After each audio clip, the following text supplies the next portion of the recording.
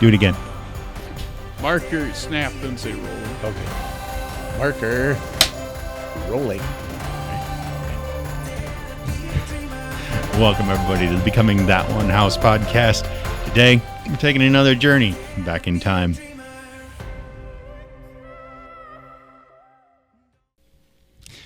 Welcome to Becoming That One House podcast. I'm, of course, your host, Jake. Today, we have a lot of special people in the studio with me. There's Larry, there's Tim, and then there's Jared. I don't think we've ever seen Jared here before. Of course, we saw Tim and Larry last week on their excellent adventure.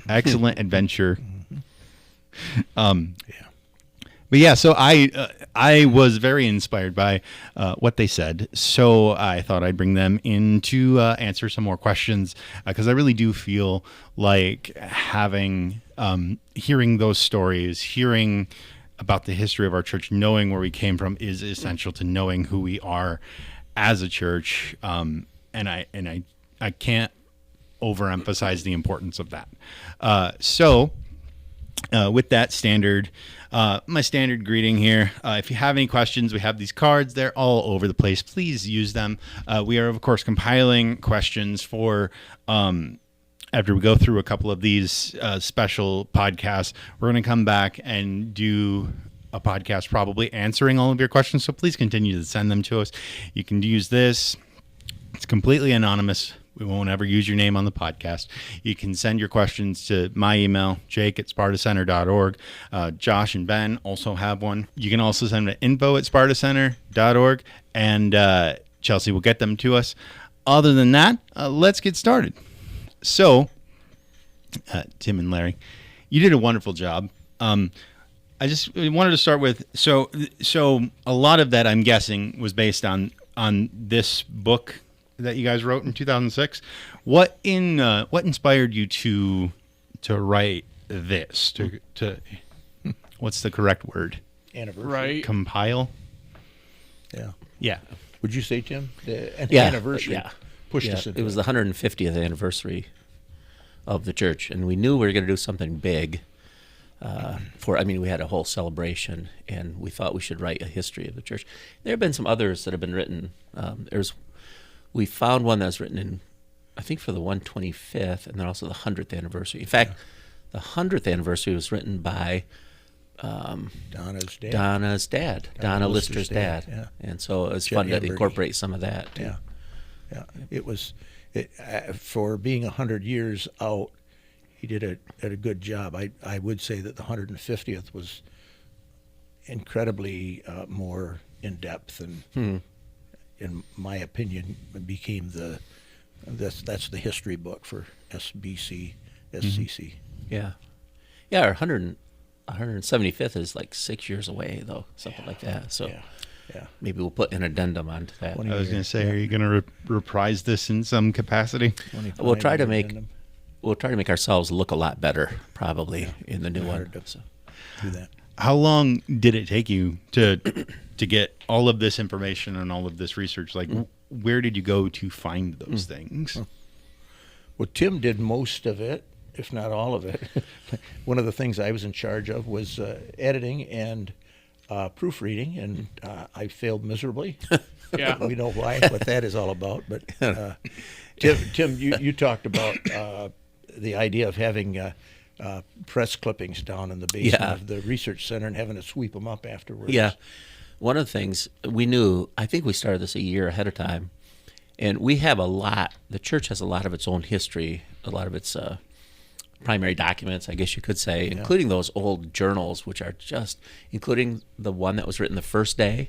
Someone actually wrote when they did that, they wrote down why they were organizing, and so that was on our video. But we have a lot of that, but we were both on the Sparta Historical Commission, and so we could get in and get a lot of theirs. And I went through, they had all the old local newspapers back to the 1890s, and I went through all of those looking for the term Sparta Baptist, and I felt like I was living there, and they were so ratty that I'd get done going through a few years at a time. I had to vacuum the floor because there's so many of the chips off those old. But it was fun. There were some funny things in those too. I remember one of the stories I read. The editor of the newspaper knew our pastor. I can't remember which one he was, but apparently they would tease each other, and he teased him, I think, for being an larger than average person. And he said they went to Camp Lake, and then he said how when the pastor got in the water, it created such a tidal wave that people around the shore were swept away or something like that. And I thought those are two guys that know each other really well. Yeah. And it's a fun illustration of how leaders of our church have been integrated into the community too. Yeah. So you talked about in the 1890s, you were looking at newspaper articles and whatnot, and the church's origins is 1856. So you get 34 years of history that where we can't go and we can't know outside of what's in the journals. Yeah. We didn't know what the village was thinking about Sparta Baptist Church or the one of the various names that we had over the years. So that's a long time when you think about it. You went to other sources too, though. You made a lot of phone calls. I was going to say, I have this wonderful picture of you right here. Right. Which I didn't know until it came out, and I go, oh, they got me. That looks a lot like the one when we did the calendar. Is that exactly the same picture when we did the calendar? It might be. Yeah. It might not even. How about that? Yeah. Different project. Yeah. So you talked about the original. Not only has the church had a number of different names over its 170 years of existing, it's also had a lot of different locations, it sounds like. Do you know, can you plot all of the different physical locations that they've had, or? If you watch the podcast, that should answer the question. The video we did. Yeah. Yeah. Or excuse me, this is the podcast, right? Excuse me, video. Yeah. Yeah. Well, we the first record of them meeting was not a building per se, or not the building that we know as church, but it was in a schoolhouse, and that was across the street from the current Methodist church, roughly, right on the main drag. The building on the left or on the right? The shot is kind of in that driveway between them. We don't, we're completely we're kind of guessing in that area. Yeah, okay. Yeah. But then you go to where the current cafe is, and that's the same site as where Jonathan Nash, one of or the town's founder, if you will, he's the one given credit for that, where he had built a log cabin. Yeah. Yeah.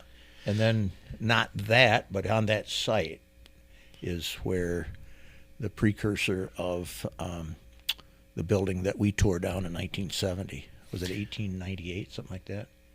Yeah, it was remodeled in 1898. Yeah. And then it was. I existed earlier. And then it was torn down in 1969. So you could argue that this site where we're sitting right now in the basement is kind of the second site, if you will, but the first official site maybe. So when Tim, you said that it had the name of what was it? The church by the street? By the side of the road? By the side of the road, yeah. So was that second building that was on what is now State Street and Division? Yeah. Okay, so that was I'm not really from the area. So that was originally M37. Yeah. Yes. What M37 did is it came up Alpine to 10 Mile to Sparta Avenue and then right past our church. So Old Alpine was 37. Yes, up to 10 Mile. Okay. Yep. And it jogged a little bit. Yep. And then up north. Well, now when you take the curve then around Barber Creek into Kent City, Ball and Creek, or Ball Creek, Ball excuse Creek, me, yeah. And then into Casnovia, and it just goes up Grant, Bailey, Grant. yeah. So the M37 passed the city in the early 60s. So, yeah. And technically, speaking of the church name, I think legally we are First Baptist Church of Sparta, Michigan. Yeah, I think I've seen that. Yep. But the name, we can Do business. Yeah. Doing business as Yeah. that whole thing. Yep. So We're having a good time. all right. So Larry, one thing that you talked about when you were in the cemetery is, and one thing I really appreciate, because it bugs me when people you're going to laugh at this, Jared, because I usually laugh at what you say. you're going to laugh at because I don't have a good memory, but it bugs me when people don't remember history and act like it doesn't matter that they need to remember history. It's funny because I'm not laughing at you. I'm sighing because I've been in classrooms with people way back where they literally said to the teacher, "I don't need to know any of this stuff. I'm doing my own thing." Oh, how many people have said that through history, and then repeat themselves? Yeah. All that to say, so I really appreciate it when you say these 4 cemeteries that we have within the community of Sparta. These 4 cemeteries that we have within the community of Sparta, they just are full of stories that are waiting to be told. Yeah. What is your favorite one that you know of that maybe the next couple of generations don't know? Yeah. Maybe I shared in the video the 2, because the headstone with Maynard's, with the large paragraph paying tribute to Reverend Maynard.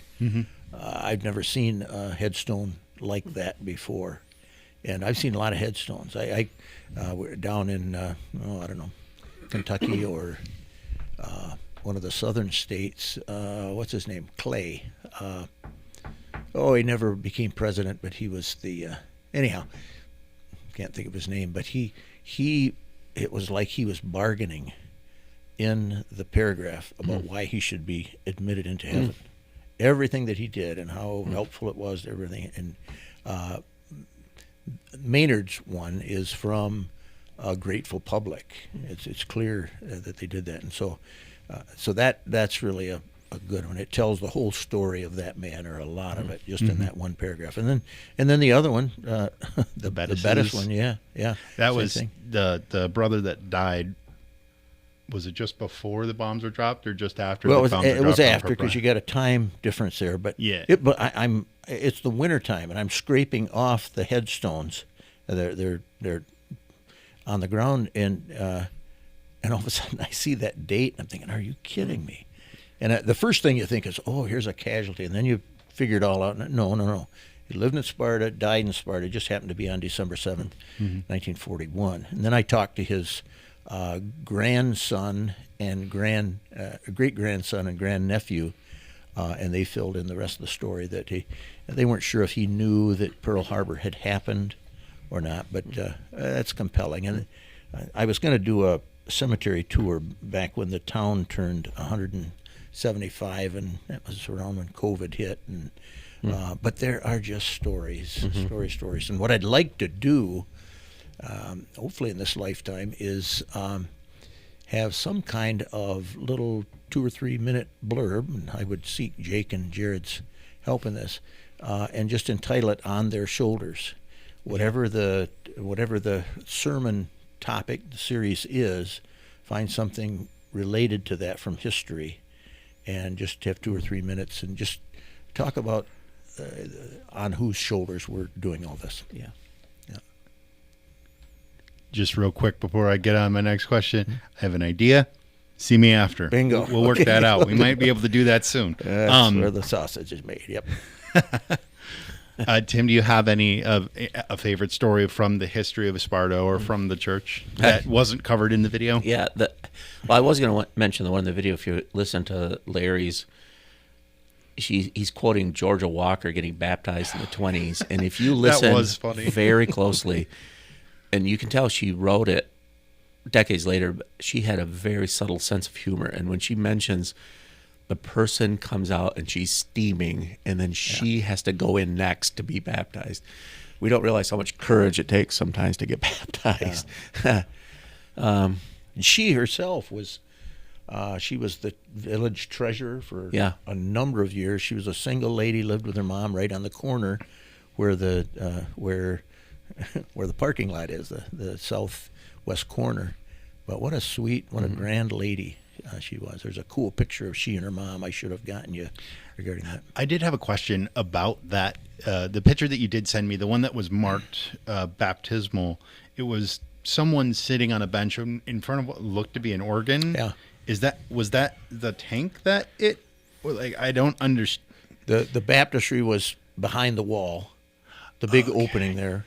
Yeah. The description that Georgia Walker gave was of a baptistry that was had to have been built in on the floor of the platform. Yeah. Okay. Yeah. Yeah. So even that obviously that has changed position over the years. Yeah. Yeah. So, what was I going to say? You talked about the balcony at one time about Yes. wanting to know about that. Yeah, I don't know if that's that, where you're going. It gets kind of where I'm going. Jared, you are related to these two gentlemen. I'm sure this is going up online. Okay. Can I say yes to that? If you want to stay in the will. That's right. Yeah. Anyway, Graces of your uncle. I'm sure you've grown up hearing stories and stuff about the church from these guys. Do you have a favorite? I recall some childhood trauma from when this guy to my right was writing the history, because every other day, hey, did you know? And it's like, Dad, I'm 12. Of course I know. Yeah. My favorite was when you were reading the minutes and you said, hey, listen to this. Apparently this guy was not asked back to a meeting because he was in favor of President Buchanan or something like that. Oh, I'm glad you brought that up. Have you heard about Buchanan? What happened was in the church that was the mother church, I guess maybe I don't want to say the church that our church was a plant of, what met along 10 Mile, and I think it was around the 1860, maybe 1856. There was an election, and one of the members, I was reading all their minutes too, and one of the members was actually put under church discipline because he voted for Buchanan. Now, there is more to the story to that. I think Buchanan, I think he was the one who was in favor of slavery or continuing slavery. Yeah, just prior to Lincoln. Yep, and so there was the larger slavery issue that was behind that, but we got kind of a kick out of that because you don't think of people being put under church discipline because who they vote for. That was fun. And there were other funny things too.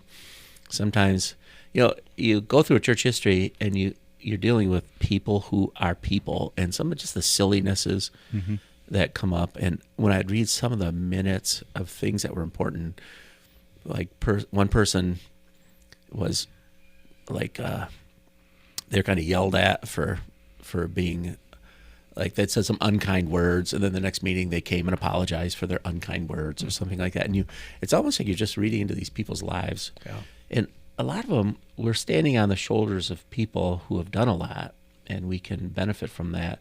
But they're also people, and it's easy to forget our past, and it's easy to mythologize our past too. Yeah. And I think God wants us to be realistic. Yeah, I definitely think that there's, like you said, be realistic.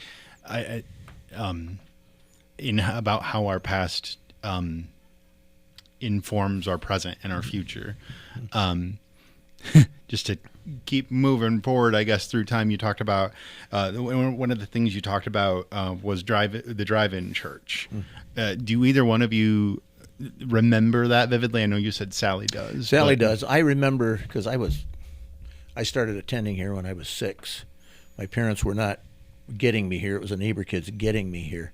But I do remember driving by that intersection of 12 Mile and State Street and thinking, what in the world's going on over there? A bunch of cars and a platform out in obviously the middle of a field. So, but we've heard the stories, and they're cool stories. You've a couple pictures that I supplied you tell the story of Drive-In Church. And I will say this too: when Jared and I went to film it,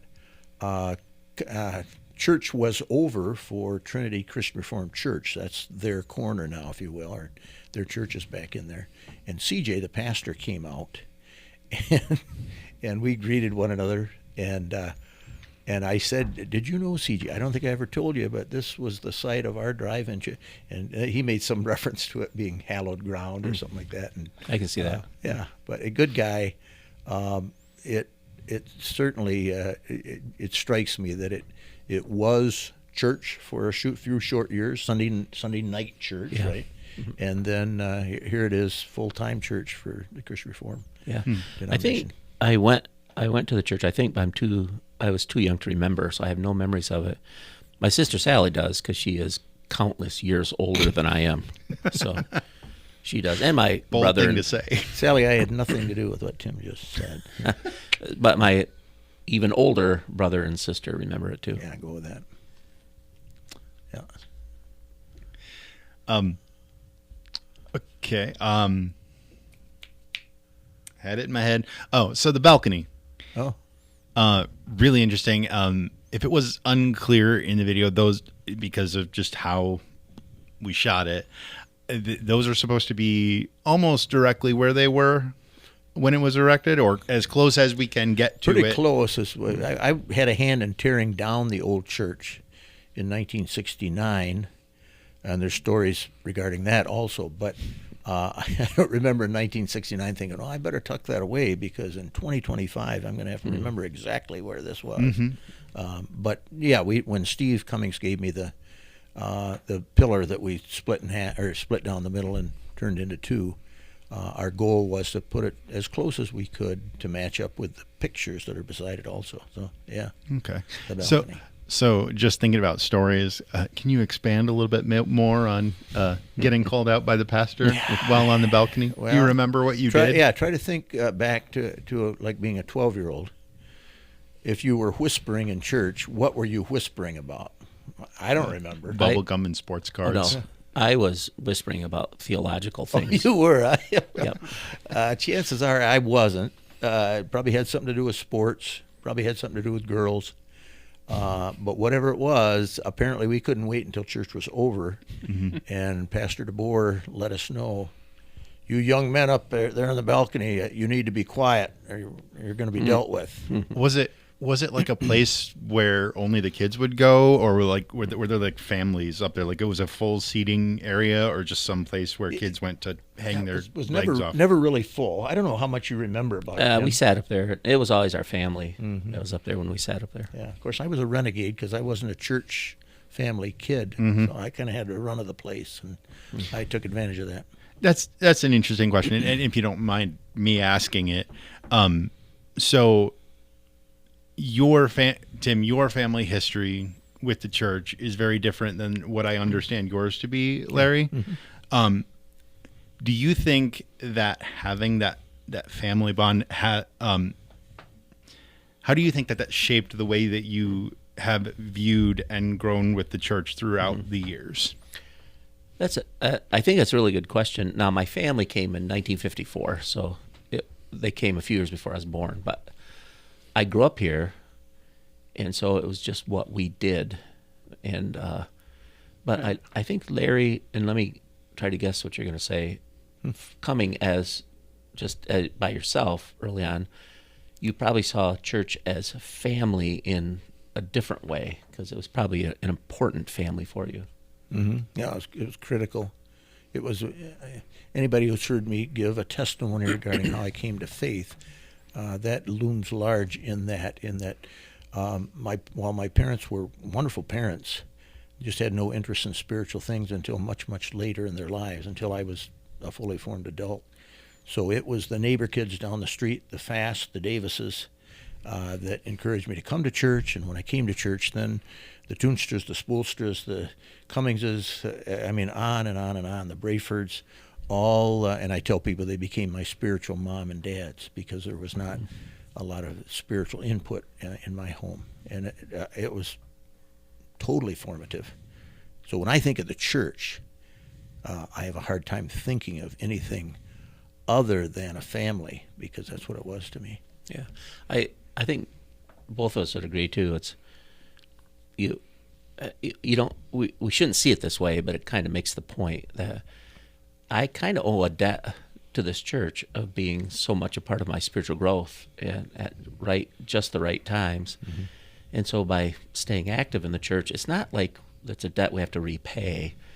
But if it was, I could never repay it, no matter what I do. Yeah. So When you read the scripture, "I will build my church," that's Christ talking. and the gates of hell will not prevail against it. But when you think that He's given us a part in that building over the millennia, it's humbling, it's challenging. It's just the church universal is one of the things that heaven is going to be very revealing to us. I think what the church universal looks like, how they sound, all the things, because we're kind of stuck in a little bit of a this is what we know, whatnot, but Yeah. it's hard to imagine. I was going to say real quick that there's evidence of miracles of this church because you met your now wife's family and you still decided to be a part of it. I will say that's a divine intervention. There are two different versions of this story. Sure are, yeah. I was warned. Okay, she was Sally warned. was warned. Yeah, but your grandpa and your father-in-law, when the day we got married, My father. His father-in-law. I don't did have say a father-in-law. Excuse me. Your grandpa and your dad. It may have been on that very bulletin board. He gave me some ground rules, and like number 4 and things, no returns. No return. Yeah, it was hilarious. It's a part of our wedding picture. So, but yeah, I mean, I can't. We talk about marrying up. Mm-hmm. I married up, I married up into a family of wonderful people. Sid and Jane, who lived out their faith like I've never seen before, and it's certainly something to emulate. Good people. Yeah. And then just interestingly, we have a very kind of interesting mirror here because my family of origin does not go to this church, and your family obviously does. Yeah. Is there anything that you can add to that perspective? I've been forced to come here since birth. I couldn't find the And mute now- button in now time. and now I've been institutionalized. I can't leave. I'm stuck here. Hold on. From what I hear, his mute button is when his mother grabs his ear.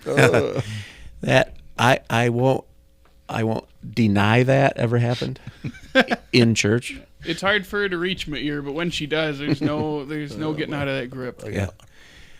It's there is a fun part about that. If your kids grow up in church just like you did, you have stories that are funny, things that happen in church that are just funny things, and it's like family stories, church family stories, and probably everyone in church has them, and they're fun. And people, we are still people, and we do funny things, silly things, even as church people, and it can. All of these things we've talked about they're humorous and everything, but sometimes it can be difficult too. In fact, I was thinking about this taking something funny and making it really serious, but if I look across my life, some of the biggest wounds I've suffered are related to church family. Mm-hmm. But the opposite side, some of the absolutely most rewarding relationships and most meaningful things that I've done, and just the sense of connection and purpose you find through a church family is that is really hard to have anything else. How do I say this? Anything else even match that? So Well, it comes with being, when you invest to the extent that you invest, when your spiritual life is your life, the hurts are going to come along with the celebrations. Yeah. We said kind of, I don't know where I said it, but with someone, it's almost like when your brain is in that space where you feel like you're with family, it almost like it exposed that nerve. And when that nerve becomes exposed, you're vulnerable to any sort of wound, and that can be scary at times. yeah. On the note of stories that exist within our church, that again, I don't want people to forget. I don't want people to lose the people that we came in. And that's hard to do, I think, with the church, because people change, people go. Anyway, Tim, could you tell the full story that you were telling me about your dad and the bomber? Oh, yeah. My dad was actually drafted into the Air Force after the beginning of World War II, and he ended up on a B-29, which is a brand new bomber.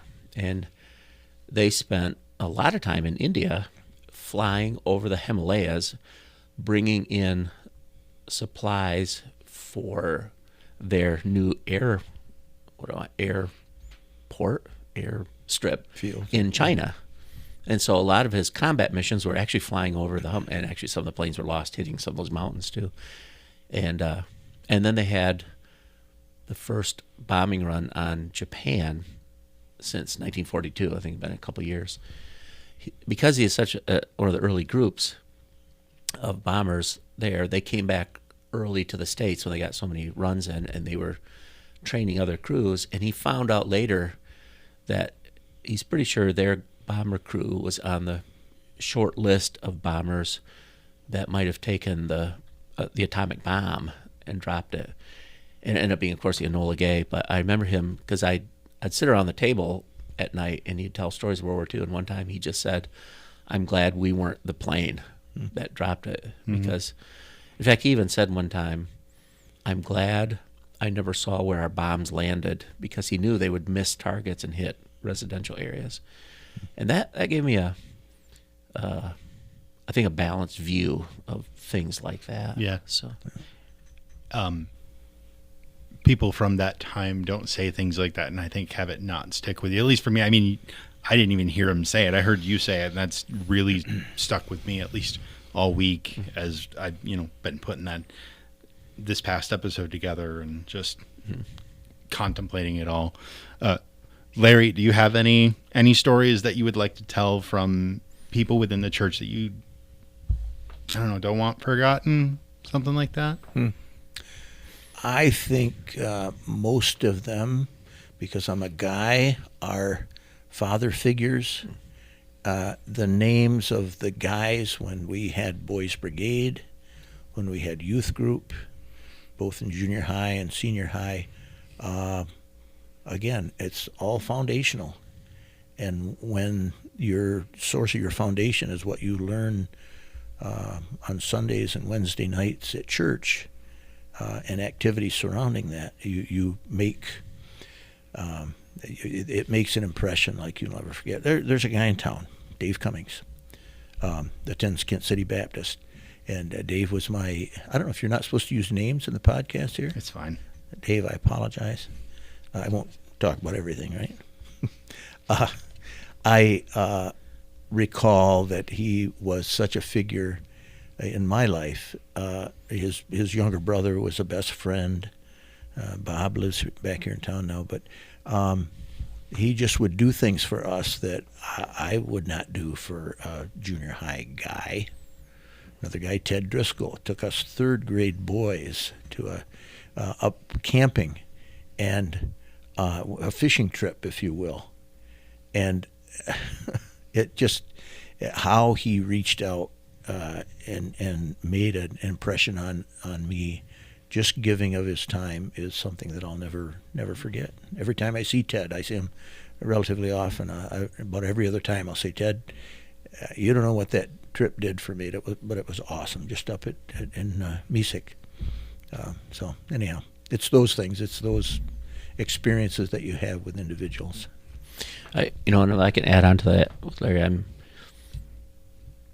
my parents went here, but there were people in my parents' generation too, who a lot of them were examples to me of father figures, and how some of them finished well too.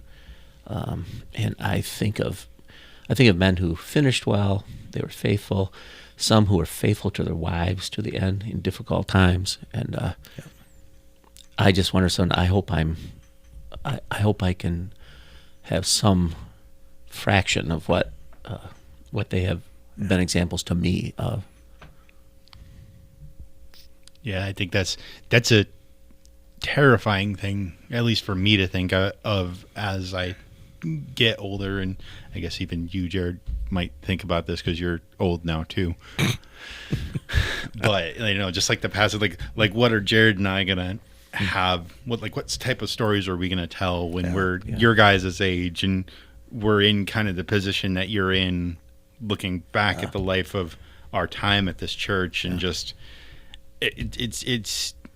it's terrifying to think about the passage of time like that, but it's also comforting because, like you said, the mission of our church just hasn't changed. But I want to talk a little bit more about that. But before I get to that, I want to take a quick aside here, Larry. For some reason, I did not edit it correctly into the video. Okay. Could you tell the story about the ballroom again? Yeah. Tim actually found it because it was part of a comment made, right, Tim? Yeah, I was reading some old minutes right after the gym was built, and someone was complaining that the ballroom, which is still the same ballroom, that if you walk in there, you'd hit your head on like a beam or something. And I read that and I go, it's still the same today. I have hit that thing so many times. You reach down for a ball and it's like, dong, something new. I think you had the same experiences. So that was a connection with our past. Yeah. You didn't, when you ran into that, no doubt, you didn't expect to find something so visceral that you could walk over and bang your head on it today. Yeah, I was thinking of doing that too. Oh, good. I decided against it. Well, you were trying to get these guys to come up with a sound effect that was like a do or something like that. Through. I didn't. Yeah, okay. I believe I was driving through the mountains when I was editing that, so I didn't really have Washington trip. Huh? Yep. Yeah. Jake, I got to say one more thing, and it has to do with friendships. You talked about you and Jared, and it just reminded me. There's a general straight and narrow that kids have to navigate growing into adulthood. Things to avoid, things to draw close to, and this group of friends that I have had and still have to today were just so important in that because they went down this path. I had other friends that went down this path, and just choosing a path that was, a straighter path, if you will. Mm-hmm. And you guys, iron sharpens iron, and you're good for each other. Oh, no. Oh. Pardon me for getting... that way. Yeah. So it left my mind again. Oh no, I'm so sorry. So the headstone for Maynard. Oh, mm-hmm. That paragraph. Number one, I think it's funny the way that when people before what I'm guessing lasers do now when they hand carved things into headstones like that. It's funny when you read it because of how much they communicated with what they had. Mm-hmm. But number two, what he said, similar to the first thing written in that journal, similar to what's written on that tombstone or on that headstone. It reminded me of what we believe today. And I want to say that it is just incredible that what Ben said, as you're listening to you guys go through this, you just are the core of who, as First Baptist or Free Baptist Church, Sparta, Free Will Baptist Church, however many names that we've had, it hasn't changed. And I just, can you guys talk about that for a little bit?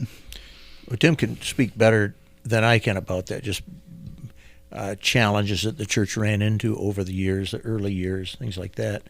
But I keep coming back to the remnant. There seemed always to be a group of individuals that clung close to what they knew in the scriptures, and that is what can make the difference. Mm-hmm. So. Yeah, I think one of the things that I mentioned in the video too is by the 1930s, we were in a denomination that was at some levels was moving away from some very basic Christian teaching, and a number of churches ended up leaving that, and we did as well. One of the things that led to was, I said it on the video, but I think for the first time ever we had our own official statement of faith, and the reason we added that is we said these are foundational things we believe that have always been true, and you can read it. anywhere in the church somewhere you can find it. What our very basic core beliefs are, when we hang on to those are important. Because in the past it was probably not needed. Everyone just kind of knew, and then all of a sudden there were challenges to that. And then in the 40s we ended up being part of a new denomination that we joined. And we mentioned the first missionaries, that there's a great story of them, the Shaws. I was going to ask about them too. But also that an early missionary within the Conservative Baptist Foreign Mission Society was Bob Greenman and his wife. They go way back. And some of you may remember, they've passed away, but they were long-term members here as well. Yeah. And it's interesting, we talk about history, and Larry and I are both interested in history, but we love it by nature. A lot of people, history might be a little bit interesting, and I think it's good to know, like Larry had said, that we are standing on the shoulders of people, and may we be the shoulders that future generations stand on. Yeah. But I love one of our pastors said, it was Pastor Jim Lacey, he said it great. He said the phrase, hats off to the past, like recognize our past, coats off to the future. In other words, taking our coats off like we're going to go to work now. Let's work for the future. And I love that phrase. Where the past is interesting. It can be instructive, but we don't live there, right? We live today, and we want to pass on our faith to the future. Mm. Yeah. What is it? Nate always used to say, he wants to make sure that whoever he teaches can go further than him. Yeah. Mm-hmm. It was he's so much more eloquent than I am. It was something like that. Yeah. But I mean, on the topic of the Shaws, because that's another super interesting story. Yeah. Their boat was torpedoed and sank. 1941. 42. Yeah. Okay. 42. So you said one. The family was like split into three groups.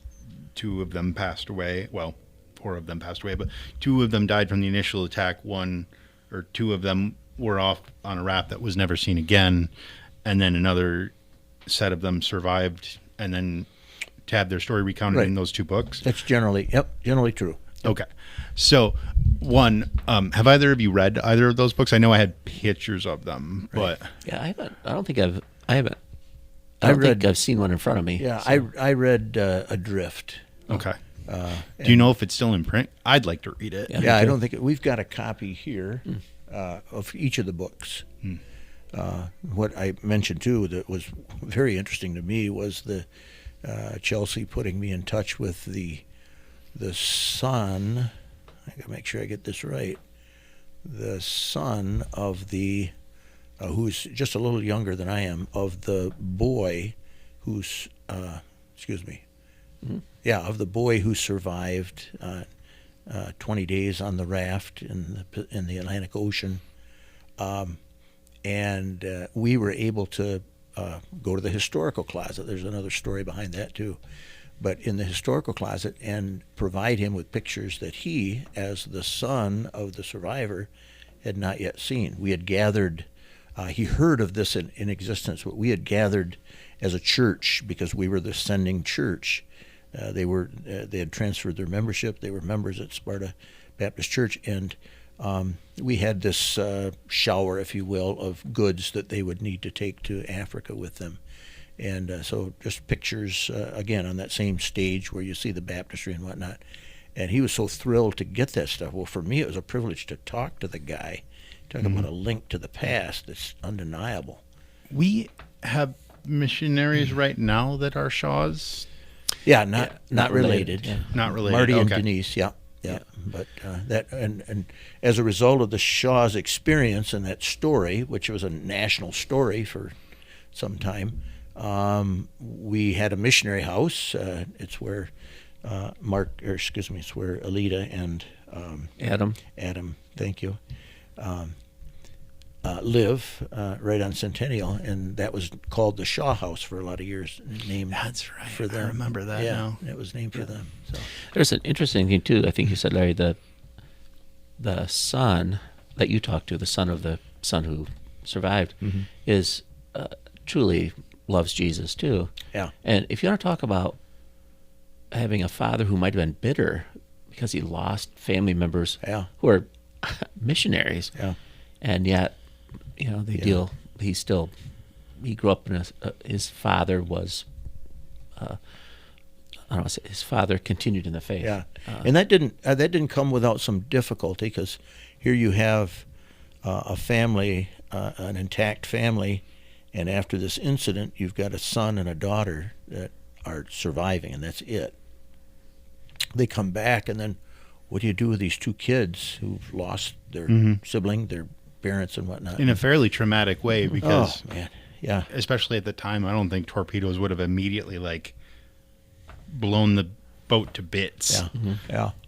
As it turns out, they were placed in different families, and again, I don't remember the stories completely. So, she has a different name. This young man is a Shaw, but it came with a little bit of trauma involved, certainly, because of what they went through. But like Tim says, this guy loves the Lord, and he was very welcome. It's like you run into a situation that you find another believer, make a friend with that other believer, and there's a bond that forms more quickly than it otherwise would. And I felt that bond with this man. All right.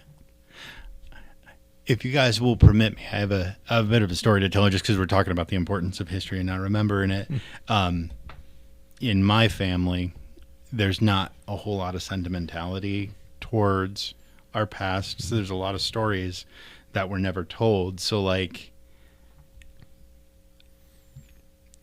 when my grandparents died, my father and his sisters lost their source for a lot of the things that, I think I remember this happening, but Dad always used to tell me this, and no one ever kept a record of it. So recently we've started going through Ancestry.com and stuff like that. One of the cool things that I found is, so my family originally came over here, I think in the 1850s, I think, from the Netherlands. Well, also known as the Promised Land, I want to point out. If you ain't Dutch, good.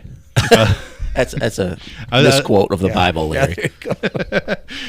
Anyway, so my great grandfather and his family, well, my grandfather, I guess when he was a kid, came over on this boat to Grand Rapids. Well, not directly to Grand Rapids, obviously, but that's quite a boat. It did. Shush. I mean, technically it could. There is a path to Grand Rapids using waterways. Yes. Was it there at the time? It had to have been. The St. Lawrence River. No. I mean, would it have been possible to get a boat like that up the Grand River?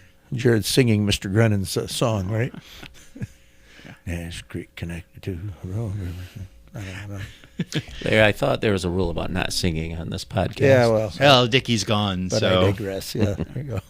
Larry's the best singer here at this table. think, If anything, he should be the one singing. Oh, that's fair. I should point out how low of a bar that we're talking about here. That's fair. Yeah. Yeah. Okay. Yeah. Anyway, so the same boat, we found out that the same boat that brought him over was the same boat that then brought my grandfather back to fight in World War II. Interesting. Which was really? Yeah. Wow. It kind of I don't know, sometimes you find out things that just make you feel so small. That was one of those things. Wow. Yeah. But anyway, I think we're getting near the end. I think do you guys have anything else you want to say? Well, I didn't realize that this was going to be, whatever. I enjoy working with you two guys. There's no question about that. But the idea about retelling or being a part of retelling our church's history, I will never tire of that. I could have ended up, my next door neighbors in 1959 could have been from Holy Family. They could have been from the Naz Church. They could have been from anywhere. And it would have been perfectly fine, but I can't imagine landing any place other than this place on the corner of State and Division. Yeah, it's interesting. For my parents, they moved in 54, like 5 houses down the road, and we're going to a church in Grand Rapids and decided they'd just try the Baptist church and never left. And here we are. How do we know? And in fact, my wife was the only one who came to our church from her family, similar to Larry. And a lot of times she'll say, "Why me? Why was I the one who started going to the church?" Yeah. And here she is. And it's that the longer, how do I say this? The more you look back, the more you see the hand of God in things. At the time, you just don't know what's going on. But Yeah. I'm grateful she came to this church. It's kind of nice existing. So yeah, You like that? and I most of the time, and Mary Jo and I probably agree with that. So I'd hope so. Okay. Is this the first father-son you've had on the broadcast? Podcast? Yeah, actually. Uh-huh. Yeah. You think about It- that, right? I don't know I never know what to think about these two, except for Yeah. they're a little bit the same person. Yeah. yeah, a lot of people tell me that. So what is fun, and I mean this on a serious note about about humor. I love that our church, we tease within the church, and there's humor and stuff, because that's a sign of a healthy church when you can make fun. I should say make fun, but there's just teasing and bantering among people. It's like a family. People get along, you tease each other, but you enjoy being together. So. Well, I do have a question for you guys as we exit this time together.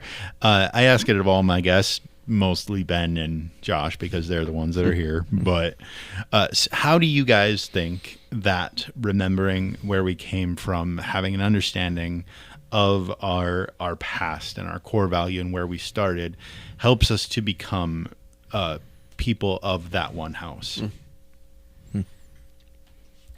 You go first, so I'll have more time to think. Okay. It got me thinking as you're asking that question, is Pastor Nate, I guess I'm quoting several pastors today, but I remember he said, we exaggerate our importance and undervalue our influence, or something like that, where when you realize we're part of this larger thing called a church, here just a specific church, but the church in general, you realize I'm not important. I'm less important than I think I am. At the same time, you look at people in our past, and I think they didn't think themselves important, but boy, did they influence my life. And I just hope we can pass that on to the next generations. Hopefully, 100 years from now, when Jared's great-grandchildren are doing this, writing in the next history, hopefully they can look back and talk about, those people from the 2020s or whatever were faithful. So. I hope they have the Johnston genes. I'll tell you that. There you go. I got a little while. Yeah. I was doing the numbers here. I'm 72 years old, so in the 66 years that I've attended here, we've had 7 pastors, and I'm not saying the measure of a church is the efficacy of its pastor, but we all have to admit that's a large part of it, of shaping that church, just in how they operate, how they hold to doctrinal truths, how the preaching goes, how the family life is. The pastor and pastoral family just tied into that big time. Yeah. And as I think back to the different pastors that I had, hardly knew Pastor Kirk, but Pastor DeBoer for the most, because his family was raised here. I graduated with one of his daughters, and so I knew them very well. But each pastorate had a little different flavor. Some pastors lasted longer than others. I think the shortest tenure of a pastor we had was probably 4.5 years in that group. In our history? In our history. No, in my history, I should say. Yeah, there was one who was a year or something way back in the 20s. Or something. Right, yeah. So anyway, I'm thankful for that continuity, because a continuity brings a lack of upheaval, and upheaval. I can't think of unless there's a clear doctrinal right and wrong in a situation, upheaval is seldom good for a church. And I've benefited from that continuity of all these years, and I'm so very thankful for that. And it's why now, as an elder, part of what we do is to seek to hold to the truth. And if we're not doing that as elders and leadership in many different ways, we're not doing our job. Yeah. So. It's interesting. I don't know if people heard it on the podcast, but a little while ago, some kids opened the door. They didn't realize we were in here. Mm-hmm. They're just playing down here. And I've said this so many times that Larry's going to hate that I'm saying it again, but when kids are running around and you hear them, and sometimes we think, oh, it's a little bit, irritating that kids are running around. Let us rue the day when there are no children around. And we're great. We have a lot of kids in the church. Yeah. And may they continue to run around, and may we be examples to them. Yeah, I think of the holes punched in the suspended ceiling out there with pool cues back in the day, and you can look at it two ways. What a bunch of jerks! Who raised those kids? Or you can think, what are we going to? I taught school for a lot of years, and I've told this often too. Early on, because I needed the funding, I also took on detention. And it was the coolest thing. Detention was 4 days a week, but on the Wednesday of the week, after I got done with these miscreants, or whatever you want to call them. Can we use that Can we word? get that out of here? Yeah. Anyhow, with these children who transgressed in one way or the other, on Wednesday night, or Wednesday during the day, they'd leave my classroom about 4:30, and then at 6:30 they were here for kids club or youth group, something like that. And I think, what an ideal place. Yeah. It is the place. It was the place to land on a Wednesday night and get some eternal truths. So.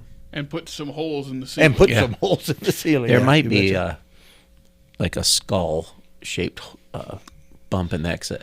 When I was in high school, I thought, I think I'd jump up high enough and hit my head on the ceiling. Oh, ouch. And when I jumped up and hit my head, I realized how hard the ceiling is and how compressed your backbone can. I was going to say, I don't think that this is a standard drop ceiling. No, it was stupid.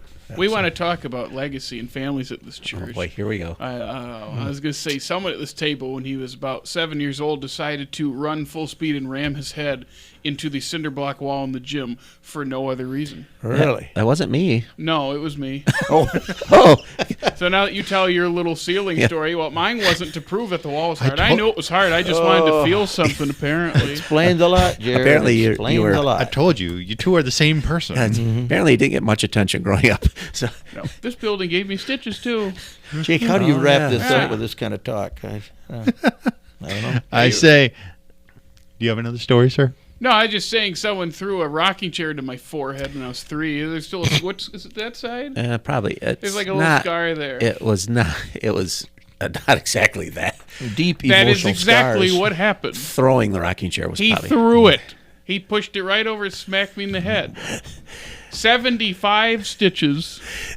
Help us, Jake. Help us. 75 stitches. I was on morphine for a week. Is there a commandment in our Bible, something about bearing false witness or something like that? I think. It's in 3 Timothy. Is it? Yeah. If it's I've not been there, living 3 Timothy for 31 years. that's legacy. We're done, aren't we? Yeah. Hey, Jared, thanks for this. Has been a lot of fun. I've enjoyed it. And we appreciate it. Did you call him Jared? No, I said Jared. You did say Jared. I said Jared. Yeah. Jared. I'd never think Jared. Elwood. Well, we know who's going in the will now instead of me. That's right. Yeah. That's okay. I'll give it to you. Thank you. So edit that part out and we start again. Jake, it's been a lot of fun doing this. Thank you. You enabled me to let go of the reins of this for 2 weeks now. I guess you needed that week off, and I did. I had to go do some heavy lifting stuff. Yeah, indeed. Anyway, that is our kind of a debrief on what you saw last week, Tim and Larry's excellent adventure. really excited to call it that, to get such a great reaction from everybody about that photo. That was my wife said, she looked at it and laughed really hard, and then she said, "Boy, you look thin." I didn't mind that body they put my head on. Yeah. Anyway, so we would love for you to continue to engage this. As was said in the end of the podcast last week, we're gonna make more copies of this available. You're gonna have to sign up in the Welcome Center or at the Welcome Center, whatever, or see Larry. You can get more of these printed up. We're also we're gonna launch what I'm titling an Our Story page. It's gonna have a digital copy of this Cool. as well as a summary that Tim has written for us. And I'm also going to figure out a way to embed that video that we made, video we made last week. It's going to be really cool. We just want to put forward that, be forward with, the idea of remembering where we came from. So that will be launched very soon. Other than that, if you have any questions, again, on the So This Is Awkward series or on the church history, you can submit them with these, put them in the black box, give them to Ben, Josh, email me, Chelsea, Josh, or Ben. All those different ways. We'll never use your name on the podcast. Completely anonymous. If you want to check us out between podcasts, we're available on all major social media platforms, Facebook, Instagram, YouTube, all those different places. Other than that, have a great week. Be excellent to each other.